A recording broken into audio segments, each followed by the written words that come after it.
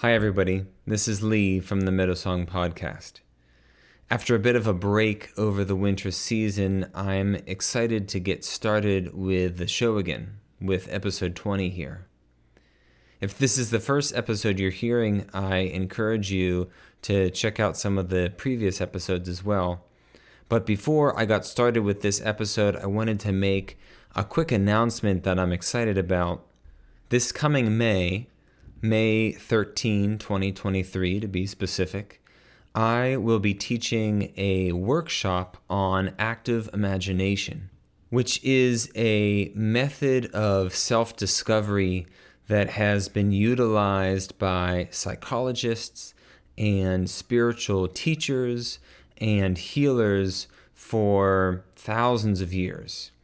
The workshop is designed specifically for people in intimate relationships or those who would like to be in intimate relationships.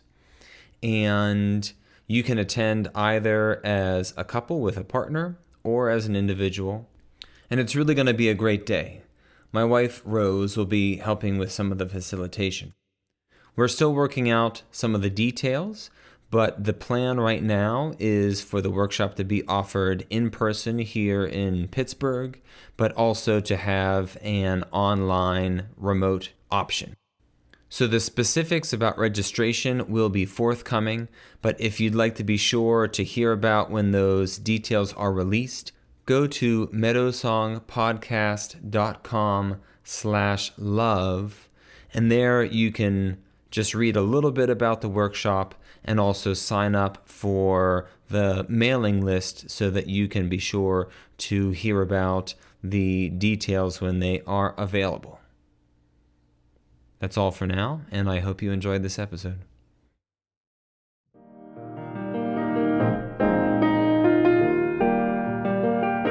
Hi everyone, I'm Lee Saville-Iksic, and this is the MeadowSong podcast, where we tap into the healing, transformational power of music and myth, because every life is an epic story, and every experience a work of art.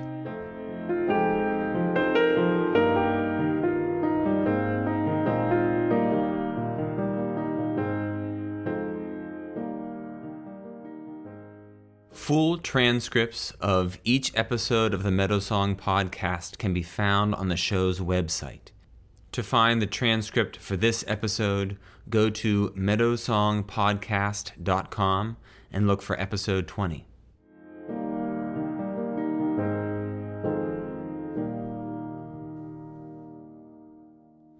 Growing up as a child, I would wake on Saturday mornings to the sound of music playing on the stereo downstairs. My father was typically the first one out of bed in our house, and he would play albums pretty loudly while he was doing various chores or starting to prepare breakfast. Sometimes I would hear his voice singing along under the volume of the speakers. He liked to harmonize with whatever singer he was listening to, and as my sister and I grew older, we learned to do the same. Perhaps our favorite artist to sing along with was Billy Joel. He frequently made Saturday morning appearances and was also the centerpiece of many a vacation road trip sing-along.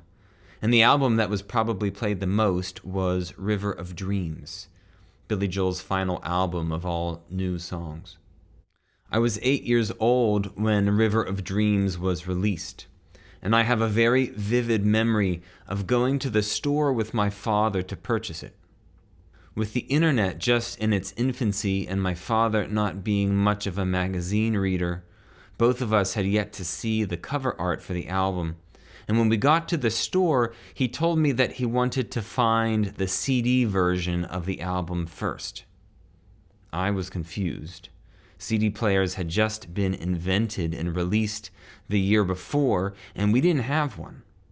When I mentioned this incongruence, he said that because CDs were bigger, it might be easier to find the CD first, and then being more familiar with the album cover, we might have an easier time finding the cassette tape that we actually planned to take home.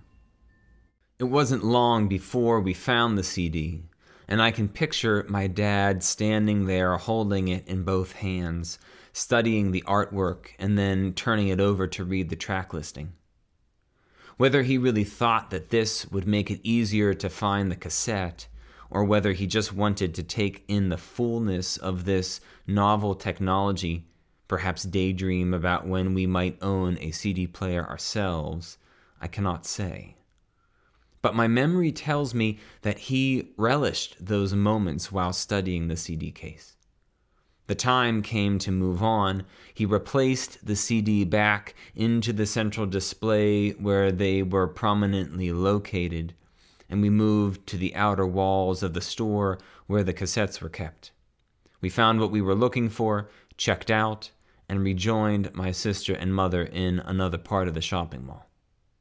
29 years later, or in other words, this last summer, I had the privilege of seeing Billy Joel live in concert during what is expected to have been his final tour. The day after the concert, my friend, who had also been at the show, asked me what my favorite song had been.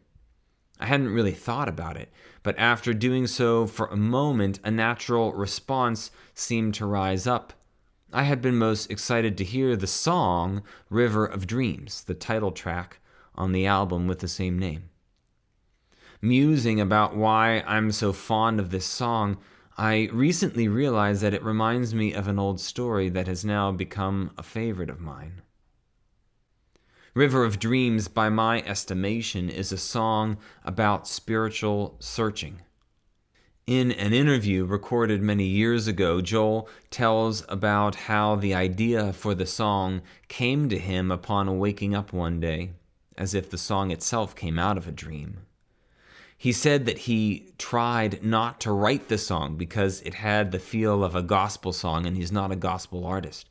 However, the song's main hook wouldn't leave him alone, and so he submitted to writing it.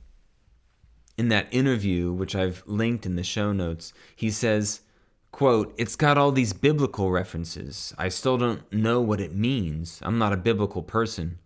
But these visual images I had were very strong, and that's why I wrote it." It's true that the song evokes images reminiscent of biblical language, phrases like the desert of truth and the valley of fear. However, arguably the most persistent image is that of a man walking down to the banks of a river in search of something that he has lost or forgotten. And it seems as though he believes that the river is a place where he either lost it or might be able to find it again. For me, this image evokes not biblical ideas, but the mythology of ancient Greece, and specifically the myth of Ur. In the myth of Ur, human souls are dwelling in what we will just call the other world, awaiting incarnation. And they are birthed into this world only after feeling drawn to a particular story, a unique potential unfolding around an individual human life, and then agreeing to both the limitations of that life and the divine gifts meant to be brought into the world through that life, what we might call fate and destiny, respectively. The trick is, before actually coming into the world, the souls, our souls, must pass through the river Lethe, also known as the waters of forgetfulness, so that they forget about any past life they may have lived, as well as forget the sacred agreements regarding the life that they are about to enter. From what he said in the interview, it seems like Joel had not been aware of the story when he wrote the song, but it seems to me that the story found a way of being retold through Joel's songwriting. Consider, for example, these lyrics. "In the middle of the night, I go walking in my sleep from the mountains of faith to the river so deep. I must be looking for something sacred I lost, but the river is wide and it's too hard to cross." There's a clear image here of something sacred that was left behind or even forgotten on the other side of a river. The song goes on then to say, even though I know the river is wide, I walk down every evening and stand on the shore. I try to cross to the opposite side so I can finally find what I've been looking for. It's a beautifully poetic depiction of the human search for meaning, our lifelong and arguably universal quest to make sense of our place in the universe and uncover the purpose of our individual existence. And while the troubling realities of life today in the modern world might seem to suggest that we are experiencing a crisis of meaning, whether in the form of pessimistic fatalism or existential nihilism, the myth of provides another image that might serve as a type of medicine in such a time. Although each soul being born must forget the fate and the destiny it has itself chosen and agreed to, each soul is also assigned a companion who still carries the story, who still knows the purpose of one's life, and whose job it is to remind us of the greater meaning and beauty and potential inherent in our lives. The Greeks call this soul companion the daimon. The Romans called it the genius. This is the original meaning of the word genius, not someone who is smarter than the rest of us, but rather the source of divine wisdom and aptitude that exists within every one of us since the moment we were born. For thousands of years, humans have believed that the daimon works by providing us with clues to let us know that we're on the right track in our life, or to offer corrective suggestions if we're not on the right track.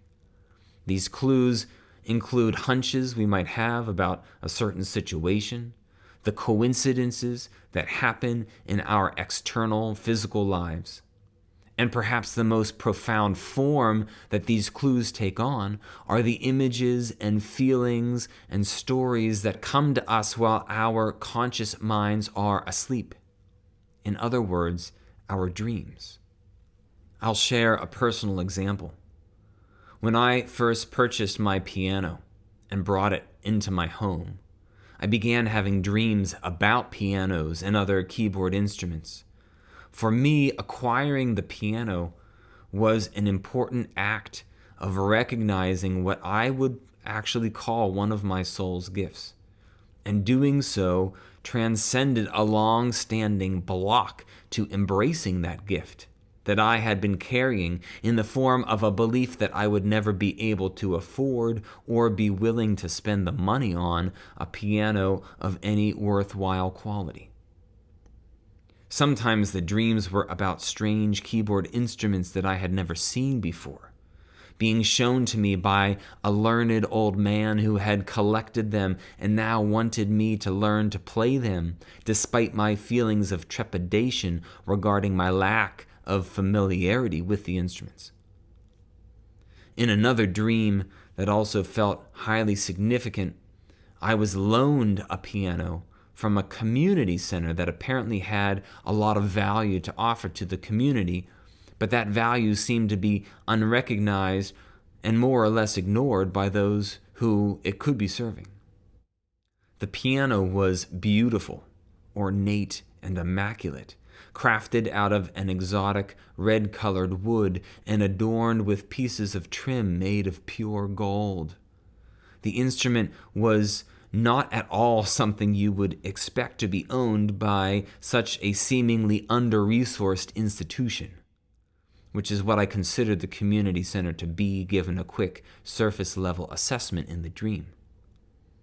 In that dream, I was pushing the piano through the city where I live, and I knew that I needed to push the piano all the way home into the nearby suburbs where my house actually is, and I knew that pushing the piano to my house required me to go up a huge hill. When I woke from that dream, I knew it had a significant message for me. And while I had some questions about what the specific details of that message might be, I knew that the overall tone of the message was positive and encouraging. And while some of the images in that dream might seem somewhat mundane, like the room inside the community center where I met one of the staff, and the city streets down which I was pushing the piano, the piano itself had such a magical presence that the story conveyed within the dream seemed to be honestly quite epic, nothing short of mythic. As I already mentioned, this was just one dream of many that involved keyboard instruments, and during this significant time in my life, I also had many, many other potent dreams that were about something other than a piano. And what I find to be quite wondrous is that each and every one of us has access to these clues about the underlying story of our life by way of this steady stream night after night, or day after day for those whose intuition seems to visit more during those idle moments while awake. This steady stream of insight taking shape in the images and feelings and stories brought to us by some autonomous part of the psyche, just flowing by the banks of our conscious mind. A river of dreams indeed. And interestingly enough, in the often bivalent cosmology of ancient Greece, running parallel to the river of forgetfulness, the river Lethe in the underworld, is the perhaps lesser known river Mnemosyne, the river of deep memory. So while I do not question him when Billy Joel says that he doesn't really know what his song means, I can't help but imagine that the images that filled his verses were inspired by the flow of these archetypal ideas, both that of existential forgetfulness and that of deep, soulful remembrance, flowing up out of the underworld of our collective unconscious and into our physical waking world, making their way into our contemplative minds by way of his tuneful songwriting. And while some may be prone to ask what relevance ancient myths have in our world today, I would respond only by asking in return, when was the last time you watched a movie or read a book and found that it resonated with you on a deep level, so much that you find yourself carrying that story around as you make yourself breakfast, or drive to work, or change your child's diapers, or go for a walk around your neighborhood? Certainly the movies we watch and the stories we read are another form of mythology, and often closely tied to the ancient myths that were told thousands of years ago and continue to be retold in different ways. The thought of all of this reminds me again of being in the music store all those years ago with my father, as we were buying the River of Dreams album. And now it seems clear to me that he was actually onto something as he was looking for the CD as a larger image of the artwork that might help him to better locate the cassette tape. It seems to me that every epic story, be it a recent blockbuster, or an image in a dream, or an ancient myth, all of these are simply a retelling of the stories that are playing themselves out inside of us. The personal, unique stories that can belong only to us because it was our unique individual soul that brought it into the world. And just like the CD helping my dad find the cassette he planned to carry out of the store, these, quote, bigger stories, although it doesn't really seem right to call them bigger, are simply the eye-catching version that we might use to find, or maybe remember, our own energizing, life-giving narrative.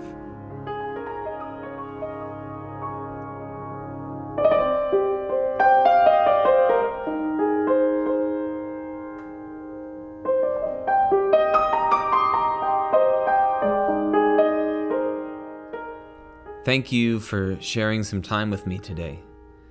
If you enjoyed this episode, please consider sharing it with a friend. And if you never have before, I would love it for you to share a review wherever you listen. The piano improvisation that follows was inspired by the idea of having a large, epic, even grandiose story that then inspires and informs the personal epic story that each one of us is living throughout the course of our lives. I did something different for this episode and recorded the improvisation not only as audio but as a video as well, and did some fun video editing things with it. There is a link to that video in the show notes, or if you're listening to this podcast on YouTube already, the video will follow immediately. You don't need to do anything different.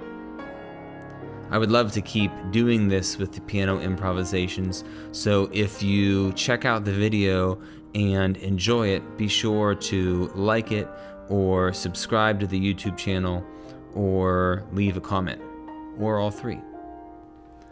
I'll leave you now with the music. Until next time, I wish you all things best and beautiful.